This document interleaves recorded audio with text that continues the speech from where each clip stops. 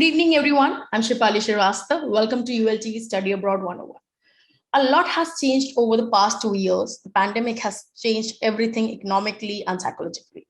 Today, more and more people are seeking to enhance their skills sets through upskilling. What is upskilling? The session is not just for students, but also for those who want to stay ahead of the game by upskilling. We are pleased to have Dhruv Mohan with us. Hi, Dhruv. Hi, how are you? I'm good. How about you? I'm good, thanks. Dhruv is manager recruitment South Asia and India at York University School of Continuing Studies. He's the best person to provide us with information related to this topic. Dhruv has over a decade of experience in diverse industry. In the education sector itself, he worked with Australian and Canadian premium universities. Welcome again, Dhruv. Thank you so much for taking time today. Thank you for inviting me to this session. Thank you. So, as I started with the whole session, that what is upskilling? I know these are the new terms which are actually very much pro in the market, upskilling and reskilling. What is the difference, and what does upskilling? So, from my perspective, Shafali, you know, learning is a continuous process in today's time when things are changing almost every day. What was relevant 5 years ago probably isn't relevant anymore. A very good example would be you see a lot of influencers uh, making a mark in the industry. There was no such profession 5 years ago or 7 years ago, right? So the industry is changing, the opportunities are changing, right? So with that in mind, I think you've got to be in a position where you're learning continuously, and your skill sets need to be relevant to the changing times. So, irrespective of what knowledge you have acquired or what practical experience you have required, there is a constant need to keep skilling yourself. So, for example, if you are a marketing professional, the four P's of marketing won't change, but the whole dynamics of marketing has shifted to digital marketing as we see, So, the core is the same, but the skill sets needed to be relevant in today's time are probably very different from what they were maybe 5 or 10 years ago. True, the new normal has completely changed over the period, and of course, we never knew that influence is going to be an exclusive subject. People, a lot of school actually do a short-term courses based on this topic. So yeah. Now you have been with Australian and Canadian universities both. Uh, how would you describe Canada as a student destination? I know Canada is doing pretty well over there, especially among the Asian students, but still, few points from your side. Of course, being a former international student, I understand this journey is not an easy one for any international student. It comes with its own set of challenges, but at the same time, tremendous opportunities as well. Canada is a well-known destination when it comes to catering to international student body. Some of the factors being, it's a destination that has been popular over decades. So what that means is for an incoming student, they might have someone in the family that has already been to Canada, and that's a comfort factor. And also maybe a major point that students take into consideration while picking Canada as a study destination. Canada is one of the most multicultural societies. There is a lot of inclusiveness. If you talk about the bigger cities, and not just limited to the bigger cities, so Toronto is one of the most multicultural cities, not just in Canada but across the globe, catering to international audience. Other factors include, when a student is picking international education, of course, it doesn't come cheap. There's quality education on offer, right? So one of the important factors is, are the students able to stay back in the country and look at opportunities? So if you are able to study for 2 years in this country, then you get a 3-year postgraduate work permit, which I think is a very attractive proposition for incoming students. And not just that, the way the policies are currently developed by the government. Once you are in this country and you've acquired that work experience, the transition from being a student to get into the workforce is seamless, and as an incoming student, that is what you want. You want to know, if you are going there to study tomorrow, are there ample work opportunities? Are you able to get into the workforce?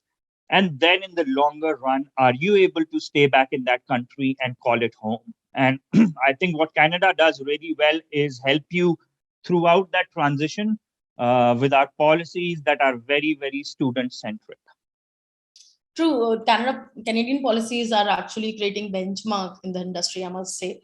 And you mentioned it pretty well that the ultimate goal of any studying abroad and everything is to have a good career, to be well placed in the workforce. And if the country has such opportunities, why not? Now, what makes York University continuing studies unique? Like, how is it different from York University? So, York University School of Continuing Studies is an integral part of the university itself. It's a separate division in the sense, we focus on continuing professional education. And as I mentioned before, today you're trying to skill yourself throughout your professional career, right? So, the School of Continuing Studies was established in 2015, and it is the one of the fastest growing schools of continuing education here in Canada. Uh, we focus on cutting edge uh, programs that are designed and delivered by industry professionals. And then what that means is there's a lot of focus on the practical side of teaching and learning. And at the same time, also understanding the labor market needs and incorporating that in our program so that, when the students are coming in, they are focusing on the skill sets that are much needed in the workforce, and then that would make them absolutely employable once they graduate from our program. So I think the key focus here is to help you gain the skills that are very relevant to the changing demands, and ensure that those skill sets will make you sort of an automatic choice when you go out in the workforce. Right. So it's not just for students who are pursuing their careers, it's for anyone who want to change a stream or maybe want to upgrade themselves later on also while working, right? Absolutely. So, as the name suggests, this is continuing professional education, not just for those who've maybe done or finished their undergrad, but even those who might have work experience. They want to upskill in the same domain, or they want to change their domain. So, a good example would be, maybe you have a BTech degree, you've got some experience as an engineer, but now want to move up the ladder, want to understand the business side of things. So, you could absolutely upskill yourself in a different area, and that is where our programs are really good. So, for example, the business program focuses on areas like communication strategy, project management, and this is very valuable. Someone who doesn't come with a business background. So, yeah, it's not just for a freshly graduate student, but also those that are looking to upskill and have some work experience behind them. True, PMP is actually quite in demand these days. Now, you've already mentioned one of the course. I was about to go on this question only in some part later, but let's discuss this. What kind of courses are offered at York University Continuing Studies? Also, it would be great if you can give us a breakup of costing, maybe with fee and all that. Absolutely. So, the School of Continuing Studies caters to two sort of audience. So, we have programs that are part time in nature, uh, typically catering to domestic audience here. Um and then we do also deliver full-time postgrad certificate programs that are typically 8 month in length, but delivered over one academic year, which means all of them are eligible for PGWP. Programs are offered typically in the business side of things. We've got programs in business admin, human resource management, accounting at two levels, basic and advanced, digital and content marketing, public relations. And then we've got two technical programs, one in backend and blockchain development, and the other one in cyber security operations. Both are very relevant streams. The whole world is talking about cryptocurrency. If students want to understand what that means, then blockchain is a great program. Cyber threat is very real as we speak, and there is a lot of demand. So the cybersecurity program, again, is a great program. So our offerings are in the business side, but also we're starting to build our technical portfolio. The other good thing is most of our programs have rolling intake. So there are three intakes in a year, Jan, May, and September, which makes it relatively easy for students to come in at any point of time in the year, and they're not stressed if they've missed one intake. What happens? Can we do the next one? Yes, of course. Our costings are very competitive. So the tuition fee ranges from $15,000 to $20,000 for one program. Our popular programs like business, digital marketing, accounting, public relations are all about $15,000. The advanced accounting program is about $17,000. The cybersecurity about 17 and a half. The HR about 19. And then the most expensive one being the blockchain program, which is $20,000. Given the return on investment is fantastic. Starting salary could be $70,000 or upward. So very lucrative for incoming students. They could even do two programs, one after the other, and would not be spending more than $40,000 to do two programs, and then avail the 3 years PGWP after they're done with the program. True. While we are on the subject, what are the prerequisites? Like, what are the requirements to getting enrolled in such short-term courses? Are there any exclusive entrance exam, academic marks, or for example, if I talk about blockchain, now blockchain has come into market. Many more people who didn't had a background from technical aspect, from they didn't did BTech and all, can they also pursue such courses? That's a very good question. So for all our business related programs, you don't necessarily have to come from a business background. As I mentioned before, you might have a BTech degree. You could still come into the business admin program, right? But for the technical programs, it's important that you come with a related background. So if you're doing our technical programs, then a previous education in web development, computer science, IT, software engineering is important. In terms of the academic prerequisites, so we need a 60% aggregate in a finished degree, and also an IELTS score of 6 overall for our business related program. For the technical program, we need a 6.5 overall, each band 6.5. So the requirement is slightly higher. The programs are very competitive, so these are just the minimum requirements. It doesn't guarantee you admission, but makes you eligible to apply. For some of our programs like digital marketing, accounting, uh, public relations, cybersecurity, backend, and blockchain, you also need to submit a video statement, which you could record on YouTube, showcasing, why you feel this program would be a good fit and how it can help you in your journey moving forward. So those are the sort of prerequisites that you need to fulfill. There is no entrance exam or anything. If you're meeting these requirements, then you're eligible to apply. Right, right. Oh, why this difference 6 and 6.5? So in some industries, of course, because you're aiming at service industries, and as you know, there is a lot of importance on soft skills these days, and that is what we focus on in our programs as well. So the service standards have gone up, and I think it is imperative in today's time to have good communication skills. As I mentioned, the 6 for our business program is just a starting point. we get profiles that are much higher than a 6 IELTS, and it showcases the sort of interest we are generating for these programs. Right. I believe that video that you mentioned creates a difference, and the application process where the person is writing what is the agenda behind joining the course, correct? Absolutely. And then that's also an opportunity for us to understand, in today's time, communication is the key. We use presentation in almost every form. So that's a good way for us to understand, what are the communication skills? How does the student articulate themselves? So I think it's a good way for us to get that understanding as part of the application as well. Right.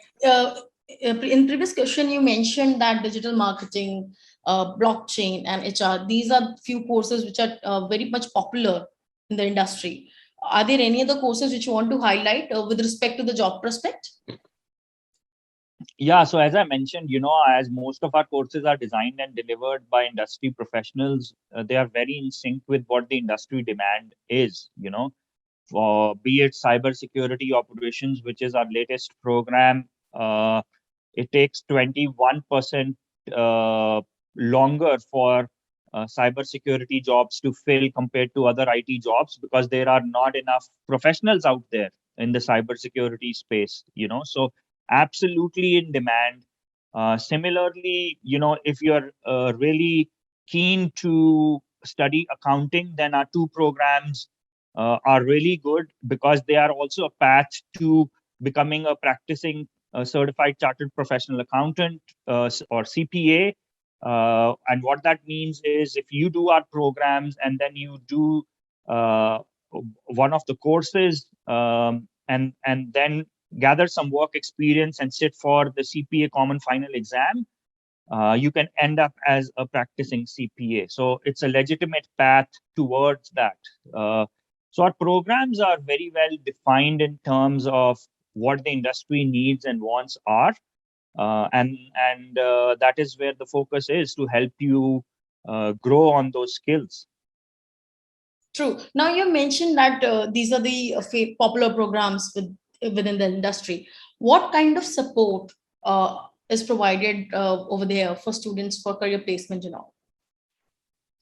Yeah, so I know career placement is a very common word used, or the expectation of an incoming student is that, what is going to happen once I finish a degree. Uh, Here, as I've been mentioning throughout this conversation, the focus is on helping you acquire the right skills, and what that will ensure is that you are an or you're hoping that you're an automatic choice because you know in Canada the prospective employer is not looking at whether you've done a degree or a certificate. What they're more focused to know is what are the skill sets that you're bringing to the table. Are they relevant to the industry? So if the focus is on helping you get those skills, then you are making yourself employable. You're not relying on whether the institute is bringing in any employer on your doorstep. No, because and you're confident that you're able to make that mark. Having said that, it's not that we're not supporting our incoming students. There are opportunities available. So, for example, for our postgrad certificate programs, we have something called Career Connections, which is a setup powered and supported by RBC. It's called 10,000 Coffees. It's a way in which our students get to interact with industry professionals um, in an informal way. Also, there are career services. There's a 24/7 portal with AI that has supporting tools such as resume uploader, interview simulator, and they have access to LinkedIn Learning as well, along with access to Innovation York, which is an incubation center. So all these opportunities are very much prevalent for incoming students. Uh, they have access to 5 to 6 libraries that are on campus. Also, we've got three gymnasiums. The biggest one being the Tate McKenzie Gymnasium. They have access to membership at a reduced cost. So it's not just about the academic side of it. We also want them to grow holistically. So all these extracurricular activities they have access to as well. York has 40 plus restaurants on campus, so they have access to different cuisines, irrespective of what they feel like eating. And then we have an app called Keep Me Safe. So if they are on campus doing a late evening uh, program and they don't feel safe to get back to where they are, you can use that app, and then someone will accompany you to get to your place. So I think student safety is also very important for us. So these are all sort of opportunities that are prevalent for incoming international students. True, true. This app is actually very much interested in, especially I'm sure among the female students, it must be very popular.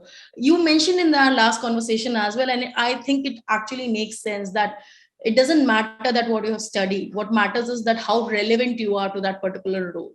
So definitely, all these things are there to help you, but ultimately it's you who has to work hard and to achieve that goal. Now, you yourself have been a student, international student. What challenges you think comes when you're studying abroad or settling in abroad? Yeah, I think the biggest challenge is in the mindset. Uh, you know, I, I come from the subcontinent myself. The way we're brought up is slightly different from what the expectations are when you're moving to countries like Canada, UK, US, Australia. Uh, I think one of the most important factors is having a proactive approach, which is not very much in focus when we are back home. Uh, the reason being, in most cases, you're not expected to do things on your own. When you are here, everything you have to do on your own. Of course, you have to focus on your studies, but then students, it's very common they take up part-time jobs, uh, which they can, as an incoming student, they can work for 20 hours a week while they're studying. So it's very common among students to take up part-time jobs, and I think it helps them understand the environment really well. So I think that's an opportunity, but at the same time, they need to understand how to manage time well. So I think it's a challenge, but at the same time, it's an opportunity as well. As I mentioned, everything has to be done on their own. They have to figure out housing. They have to figure out transportation. They have to figure out how to do other things on their own. So I think it's a learning curve. Uh, the mindset has to be right. That is what I will state. You have to be open to learning, and most importantly, also understand two-way communication in a classroom. You know, from an academic perspective, we don't focus on two-way communication back home that much. Uh, it's important that students ask questions, or if they feel that they're not understanding something, they need to come up and approach the instructor or the professor, right? So I think that is very different when you come here as an international student. uh, yeah, but I think it's a fantastic journey, and it teaches you a lot, and more importantly, it gives you a lot of confidence as an international student, and it helps in holistic development of a person. I think that is what I would state. True. Between what were your challenges when you were studying in Australia? So my challenges were not very different from others. I had to I when I landed there, I had to figure out housing, uh, learn to cook. Uh, you know, everything has to happen on your own. Understand what public transportation, how it operates. You have to plan in advance because public transportation is not always available at your disposal. So time management is the key, Yeah. so it's the biggest challenge because not many understand time management until they land here as an international student. So you have to manage your part-time job, doing other things, but at the same time, uh, you can't drift away from your focus on studies. Right. It's a 360 challenge, turn, I'll say. Of We course, it have is. back at home, we have everyone at our disposal. Okay, this has to be done, this has to be done. But over there, it's just you. You're not privileged in any kind, and you have to do everything on your own.